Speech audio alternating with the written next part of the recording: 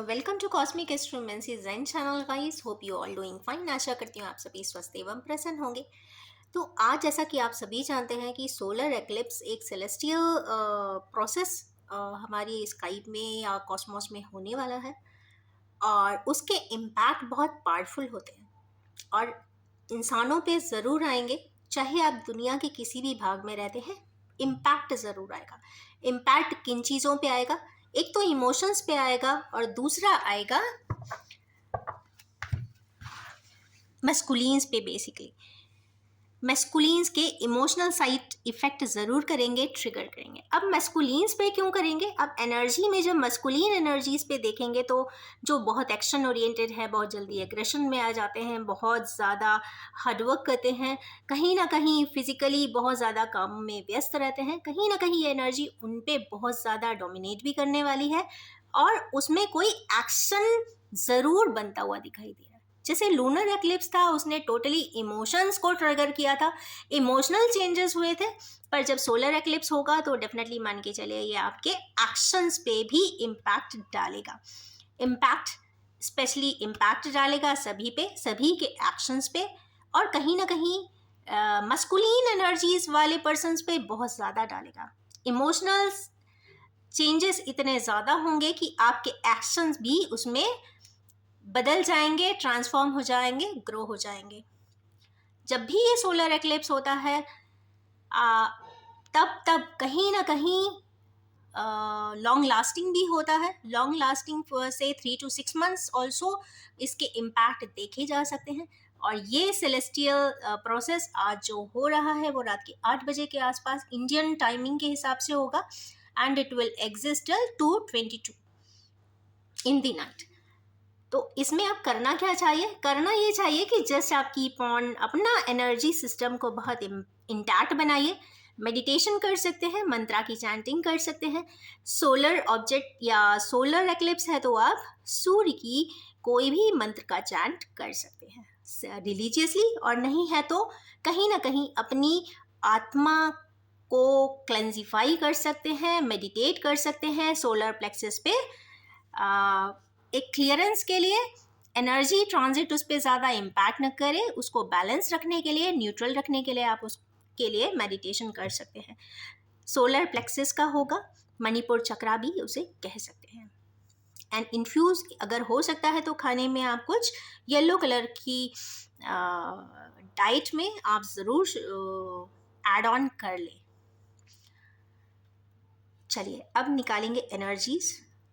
ये एनर्जीज जो भी मैं निकाल रही हूँ यहाँ पर वो एक एक्शन के फॉर्म में रिजल्ट होंगी। 3 to 6 days में बहुत not only 6 days, 3 to 15 days में बहुत सारी चीज़ें आपको अपने एक्शंस में परिवर्तन होता हुआ दिखेगा और उस परिवर्तन के हिसाब से आप बहुत सारी चीज़ों को बदला हुआ देखेंगे और उस पर भी आप एक्शन भी लेते हुए दिखाई दे रहे हैं। अब जैसा कि सभी जानते हैं कि जो ये सोलर एक्लिप्स हो रहा है, अगर एस्ट्रोलॉजिकली चेक करें तो मीन राशि पे हो रहा है। मीन जो है वो सबसे लास्ट राशि होती है और कहीं ना कहीं अगर उसके इम्पैक्ट पे आपकी भी अगर मीन राशि है तो यस, कहीं ना कहीं ज़्यादा इम्पैक्ट शो होगा। उसके जस्ट ऑपोजिट में चूंकि विर्गो राशि होती है, जिसको कन्या राशि भी बोलते हैं, तो उस पर भी ज़्यादा इम्पैक्ट होता हुआ भी दिखाई दे रहा है। अब आते हैं इसकी स्प्रेड रीडिंग पे। ये जो मैंने आज का स्प्रेड निकाला है वो टोटली ज़ोडिएक के बेसिस पे निकाल दिया है, एरीज टू पाइसेस। सबसे पहला कार्ड है एरीज के लिए जो आया है। अब इसमें आप देख सकते हैं ये सन साइन, मून साइन या फिर राइजिंग साइन, तीनों के हिसाब से अगर आप कहीं से भी करस्पॉन्ड करते हैं, स्पेसिफिकली अगर आपका सूर्य का साइन या सोलर साइंस के हिसाब से, ज़ोडिएक के हिसाब से देखते हैं, मंथ जिस मंथ में आप हुए हैं उस मंथ के हिसाब से जो सोलर या फिर कहते हैं ना सन साइन निकलता है, उसके बेसिस पे आप ये रीडिंग देख सकते हैं। Sun sign, moon sign and rising sign जो आपकी चार्ट में ज़्यादा प्रोमिनेंट हो, आप उसके हिसाब से भी ये रीडिंग को रिफ्लेक्सेस में चेक कर सकते हैं। सबसे पहली है एरीज की एनर्जीज। तो यस, एरीज कहीं ना कहीं से ऐसा लगेगा कि वो कहीं ना कहीं से शिफ्ट लेंगे ट्रांसफ़र करेंगे, या फिर चूँकि उस जगह पे रहना नहीं चाहते हैं, अपने कुछ कामों को पेंडिंग छोड़ के भी वहाँ से जाते हुए दिखाई देंगे। ट्रांसफ़र ले सकते हैं, मूवमेंट कर सकते हैं, ट्रैवल कर सकते हैं, या किसी भी प्रकार के प्रोसेस से, लड़ाई झगड़े या फिर मीटिंग से, डिस्कशन से, कंट्रोवर्सी से अलग हटते हुए भी, पीछे देखते हुए कि भाई कोई दिक्कत ना आ जाए और आगे की तरफ बढ़ेंगे। ये कुछ इस तरीके की एनर्जीज एक्शन में कन्वर्ट होती हुई दिखाई दे रही है, स्पेसिफिकली एरीज को। सेकेंड कार्ड यहाँ पे आया है टॉरस का। टॉरस की एनर्जीज में यहाँ फूल है, तो ये तो कंफर्म बात है कि ट्रांजिशन ऐसा है कि आपको ट्रांसफॉर्म करेगा, आप ग्रो होगे, बहुत सारी चीज़ों को आप समझने की कोशिश करेंगे, स्पिरिचुअल एंगल पे भी ब्लेंड हो सकते हैं, चाइल्ड लाइक एनर्जीज हो जाएंगी, हर चीज़ में बहुत कहते हैं ना छन्ना छान छान के देखेंगे, हर चीज़ की एक डेप्थ वैल्यू तक जाएंगे और उसके हिसाब से अपनी लाइफ में आगे बढ़ेंगे।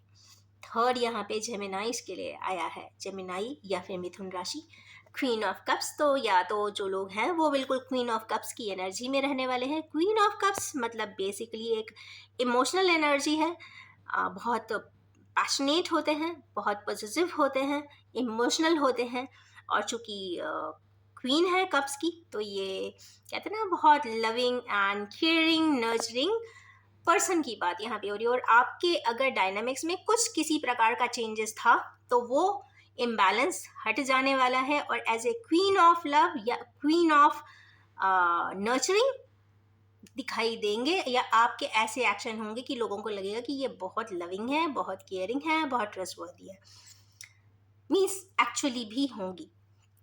नेक्स्ट है फोर्थ, कैंसर या कर्क राशि के लिए। यहाँ पे बैलेंस करने के लिए आपको कुछ एक्शंस लेने की या तो ज़रूरत है, या तो आपको एक तरीका मिल जाएगा जिसके बाद आप आसानी से अपने एनर्जीज को बैलेंस कर सकते हैं। एनर्जी बैलेंस की बात है, या फिनेंस में किसी प्रकार का कम ज़्यादा हो रहा है तो उसको बैलेंस कर सकते हैं। अगर किसी प्रकार से बैंक ट्रांजैक्शन में, या आपके 2-3 अकाउंट है, कुछ आपको एफडी करना है या हद निकालना है, कुछ इस तरीके की चीज़ें भी बैलेंस करते हुए दिखाई देंगे। नेक्स्ट कार्ड लियो के लिए आया है, सिंह राशि के लिए।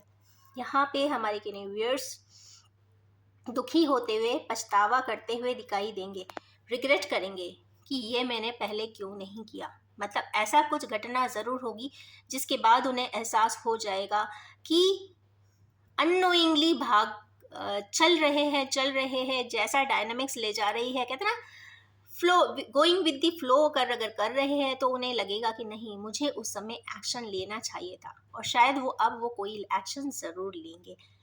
जो भी है, रिग्रेट की एनर्जी है, दुख की एनर्जी है, पछतावे की एनर्जी यहाँ पे बहुत स्ट्रांगली दिखाई दे रही है।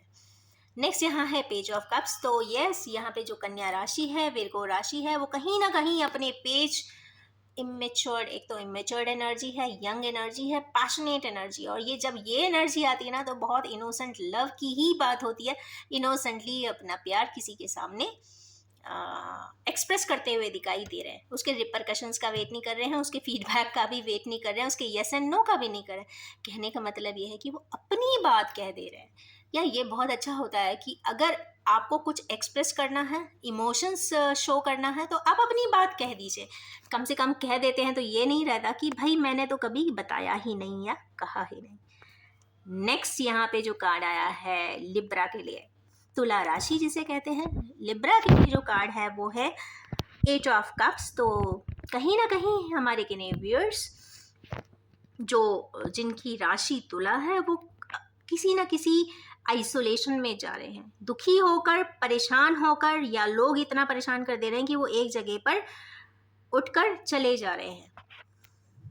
हाँ, उस परिस्थिति को छोड़ देंगे और कुछ दिन यहाँ पे आइसोलेशन में रहेंगे, या फिर वो मेडिटेट करने वाले हैं, एक हर्मिट मोड में आ जाएंगे, मीन्स एक्सपेक्टेशन करना छोड़ देंगे। नेक्स्ट कार्ड यहाँ पे आया है वृश्चिक राशि के लिए, स्कॉर्पियंस के लिए। यहाँ पे स्ट्रेंथ की कार्ड है, 8 की एनर्जी है। या तो आप लोगों को, चूंकि एक्शन का कार्ड है, कुछ ना कुछ मस्कुलिन एनर्जीज में, वैसे भी यहाँ पे शेर की बात आ रही है और इन्फिनिटी की बात आ रही, मीन्स ऐसे पर्सन्स जो बहुत कहते हैं ना बहुत क्लियर कट है, बहुत ज़्यादा रिस्पॉन्सिबिलिटीज़ है, एक थ्रोन वाली पोजीशन पे है, वो यहाँ पे ऊपर डिवाइन की तरफ से या किसी फेमिनाइन की तरफ से कुछ स्ट्रेंथ दिया जाएगा, मोटिवेट किया जाएगा और वो कोई बहुत अच्छा फैसला करते हुए भी दिखाई देंगे after the solar eclipse. Next आए यहाँ पे है सेजिटेरियंस के लिए स्टार का कार्ड आया और खुश हो जाइए, कोई ना कोई डिज़ायर यहाँ पे मैनिफेस्ट होती हुई दिखाई दे रही है, नोइंगली या अननोइंगली, चाहे या ना चाहे। बहुत सारे ऐसे डिज़ायर्स हैं, वो या तो आप चाहेंगे कि आप मैनिफेस्ट कर लें। अब ये किसी भी प्रकार से हो सकता है कि आप अपनी डिज़ायर, सपोज अगर आपने एक आध बार डिज़ायर किया हो कि मुझे एडवेंचर राइड पे जाना है, आपने कभी नहीं किया होगा, तो आप ऐसा प्लान बना लेंगे और आप कर ले जाएंगे। या फिर ये किसी भी प्रकार का एक आध फंक्शन की भी बात होती है कि घर में कोई सेलिब्रेशन हो, और किस तरीके का सेलिब्रेशन हो किसी भी तरीके का सेलिब्रेशन हो सकता है, या फेस्टिविटी की बात है जो आपके घर में नेक्स्ट 1 और 2 मंथ्स में होती हुई दिखाई दे रही है। नेक्स्ट कार्ड यहाँ पे आया है कैप्रिकॉन्स के लिए। कैप्रिकॉन्स के लिए बहुत क्लियरली यहाँ पे ट्विन फ्लेम की एनर्जी आई है गाइस, और कहीं ना कहीं हमारे जो व्यूअर्स हैं वो यहाँ पे उनकी मैस्कुलिन एनर्जी बैलेंस होती हुई दिखाई दे रही है और एक्शन ओरिएंटेशन पे आती हुई दिखाई दे रही है। और कहीं ना कहीं ऊपर भी बैलेंस का ही कार्ड आया है, क्योंकि इसके जस्ट ऑपोजिट जो कार्ड है कैंसर्स का, और कैंसर ऑपोजिट टू कैप्रिकॉनियंस। अगर इस बैलेंसिंग की बात करें तो यहाँ पे भी कुछ फाइनेंस की बैलेंसिंग ज़रूर होती हुई दिखाई दे रही है। कुछ इस तरीके का डायनामिक्स होगा कि ट्विन फ्लेम जर्नी में एक स्टेप अहेड हमारे किन्हीं व्यूअर्स जाते हुए दिखाई दे रहे हैं।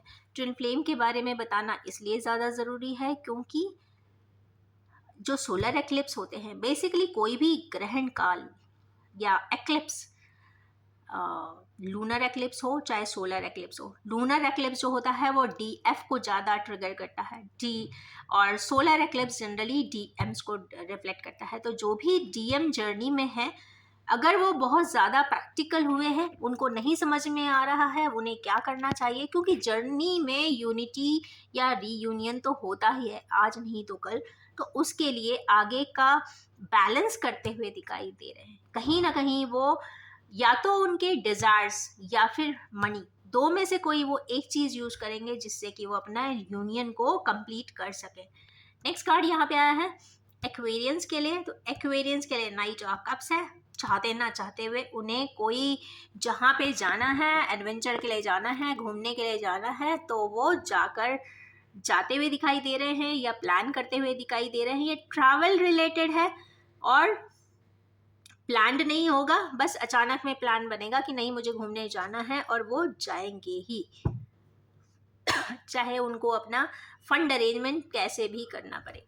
लास्ट कार्ड यहाँ पे आया है पाइसियन की एनर्जी आई है, एस ऑफ कप्स आया है। तो ये तो कंफर्म है कि ये सोलर एक्लिप्स जो हो रहा है वो पाइसेस में ही हो रहा है और रेवती नक्षत्र में हो रहा है। और यहाँ पे एस ऑफ कप्स में अगर देखें तो यहाँ पे चारों एलिमेंट्स आते हैं, वाटर भी है, एक्वेटिक प्लांट्स भी है, means aqua flora and fauna भी है, डिवाइन सपोर्ट सिस्टम भी है, या एयर एलिमेंट भी है, डिवाइन भी है, मीन्स यहाँ पे सारे 4-5 एलिमेंट्स हैं, स्पेस भी है।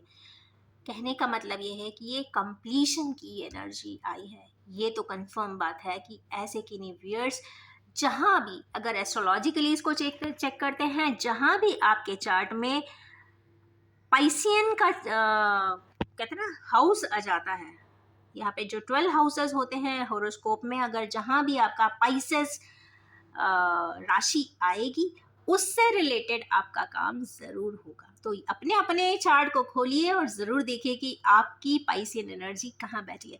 वो वाला हाउस या वो वाला टास्क या हाउस जिस सिंबल्स को सिग्निफाई करता है, उन सिग्निफिकेटर्स में कुछ ना कुछ कंप्लीशन 100% आएगा। ये है energy spread for today's solar eclipse. और चलिए कल इसकी इम्पैक्ट की एनर्जीज निकालेंगे, कल नहीं 3-4 दिन बाद निकालेंगे। 3 दिन बाद ज़्यादा इम्पैक्टफुल एनर्जी समझ में आ जाता है कि किस तरीके से ये हमारे व्यूअर्स के ऊपर इम्पैक्ट डालेंगी। तो ये है छोटी सी एक एरीज टू पाइसियन की सोलर एक्लिप्स की एनर्जी स्प्रेड। इसके साथ मैं ये भी बताना चाहूँगी कि general collector timeless and gender free reading है, जब भी आपके सामने आएगी कुछ ना कुछ ज़रूर रेजोनेट कर देने वाली है। और अपने अपने ज़ोडिएक के हिसाब से आप ज़रूर चेक करें। इस पे मैंने तीनों ही फॉर्म ऑफ एसेंशन लिए हुए हैं, चाहे सन साइन हो, मून साइन हो या फिर राइजिंग साइन हो। तीनों ही साइन या ज़ोडिएक के बेसिस पे मैंने ये रीडिंग किया है। इसी के साथ मैं एंड करना चाहूँगी। Thank you so much and have a nice time ahead.